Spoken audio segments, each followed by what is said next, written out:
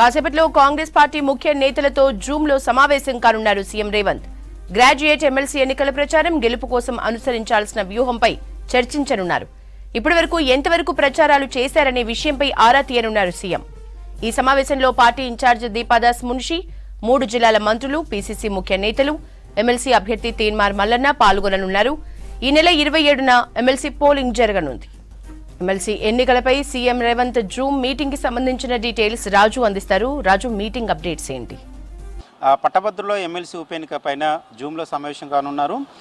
ఈ నెల 27వ తారీఖున పట్టభద్రులో ఎమ్మెల్సీ ఉప ఎన్నిక జరగబోతుంది.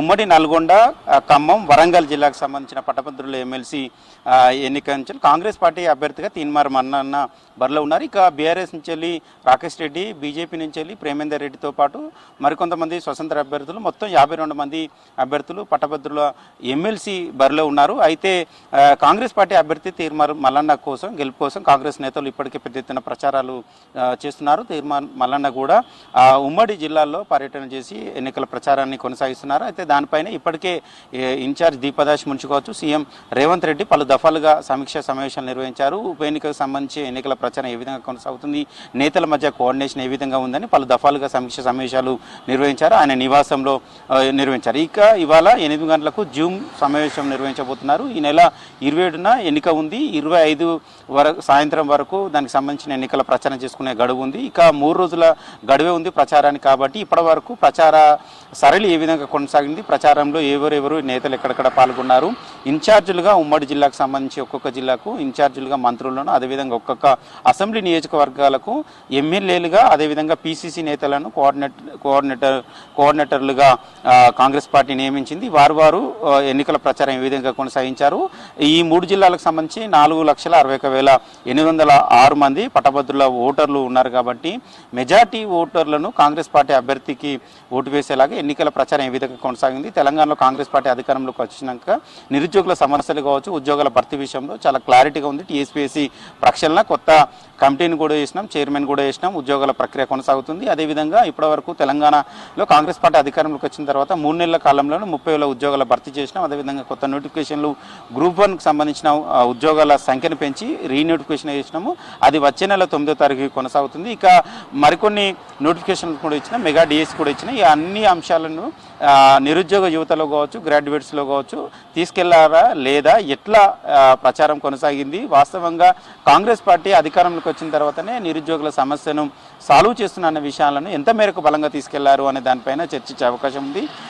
రేవంత్ రెడ్డి కూడా, అంటే సీఎంకు కూడా ఆయనకు ఇంటర్నల్గా కొంత రిపోర్ట్ వచ్చింది. సునీల్ కనుగోలు కూడా పట్టభద్ర ఎమ్మెల్సీ ఉప ఎన్నిక పైన కూడా ఆయన స్థాయిలో కూడా సర్వే చేశారు. ఆ సర్వే రిపోర్ట్ను కూడా సీఎం రేవంత్ రెడ్డి దృష్టికి తీసుకెళ్లారు. కాబట్టి ఆ రిపోర్ట్ను బేస్ చేసుకుని ఇవాళ జూమ్ సమావేశం ఉండే అవకాశం ఉంది. జూమ్ సమావేశంలో ఇన్ఛార్జ్ దీపాదాస్ మున్షితో పాటు 3 జిల్లాలకు సంబంధించిన మంత్రులు, ఇన్ఛార్జీలుగా ఉన్న నేతలు, అదేవిధంగా ఎమ్మెల్యేలు, కోఆర్డినేటర్లు ఉన్న పీసీసీ నేతలు, కాంగ్రెస్ పార్టీ అభ్యర్థిగా ఉన్న తీన్మార్ మల్లన్న, వీళ్ళందరూ ఈ జూమ్ సమావేశంలో పాల్గొనబోతున్నారు.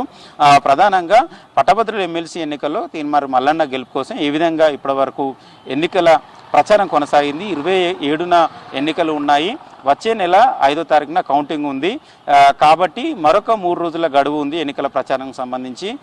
వారి నియోజకవర్గ, అసెంబ్లీ నియోజకవర్గ పరిధిలో కావచ్చు, జిల్లాలో కావచ్చు, ఓటర్ను, ఒక్కొక్క నిరుద్యోగ ఓటర్ను కలిసి తెలంగాణలో కాంగ్రెస్ పార్టీ 3 నెలల కాలంలో చేసిన అభివృద్ధి పైన వివరించడంతో కావచ్చు, వివిధ గ్యారంటీలను అమలు చేసిన అంశాలను వాళ్లకు వివరించడంతో కావచ్చు, ఉద్యోగాలకు సంబంధించిన భర్తీని వివరించడం కావచ్చు, ఇలాంటి అంశాలను వారికి చేరవేర్చాలి. అదేవిధంగా గత ప్రభుత్వ 10 ఏళ్ల కాలంలో నిరుద్యోగులకు ఆశించిన స్థాయిలో ఉద్యోగాల భర్తీ చేయలేదు, నిరుద్యోగుల సమస్యలను పట్టించుకోలేదు అనే అంశాన్ని వాళ్ళ దృష్టికి తీసుకెళ్లాలి అనేది కూడా ఎజెండాగా చేసుకొని ఎన్నికల ప్రచారం చేయాలని గతంలోనే వివరించడం జరిగింది. ఆ దిశగా ఎన్నికల ప్రచారం చేశారా లేదా అనేది వాళ్ళ జూమ్ సమావేశంలో వివరించే అవకాశం ఉంటుంది. దాంతోపాటు ఈ 3 రోజులు ఎన్నికల ప్రచారానికి చాలా కీలకమైన చివరి 3 రోజులు. కాబట్టి ఈ 3 రోజులు కంపల్సరీ వారికి కేటాయించిన నియోజకవర్గాల్లో కంపల్సరీ అక్కడ ఉండి ఆ నియోజకవర్గ పరిధిలో ఉన్న ఓటర్లందరినీ టచ్ చేయాలి.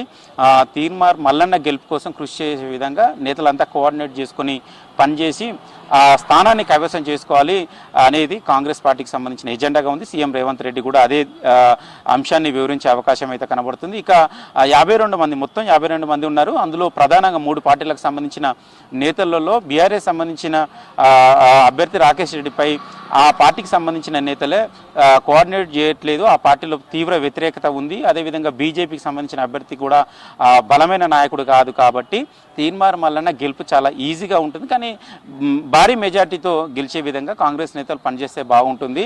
వారి నియోజకవర్గ పరిధిలో కావచ్చు, జిల్లాల పరిధిలో కావచ్చు, ఓటర్లను నేరుగా కలిసి వాళ్లకు వివరించాల్సిన అంశం నిరుద్యోగుల సంబంధించిన అంశాలు ఏ విధంగా కాంగ్రెస్ పార్టీ సాల్వ్ చేస్తుందనే అంశాలను కావచ్చు, అదేవిధంగా ఉద్యోగాల భర్తీ విషయంలో కావచ్చు, ఇవన్నీ వివరించాలి. మిగతా కొన్ని పార్టీలు ఇటు సిపిఐఎం కావచ్చు, జనసమితి కావచ్చు కూడా కాంగ్రెస్ పార్టీ అభ్యర్థికి మద్దతు ఇస్తున్నాయి. ఈ అంశాలను కూడా జనాల్లోకి తీసుకువెళ్ళాలి. మెజార్టీ ఓట్లు కాంగ్రెస్ పార్టీ అభ్యర్థికి పడేలాగా చూడాలనే దానిపైన ఈ జూమ్ సమావేశం కొనసాగుతుంది. జూమ్ సమావేశంలో కాంగ్రెస్ సంబంధించిన నేతలందరూ హాజరు కాబోతున్నారు. ఈశ్వర, థ్యాంక్ యూ రాజు.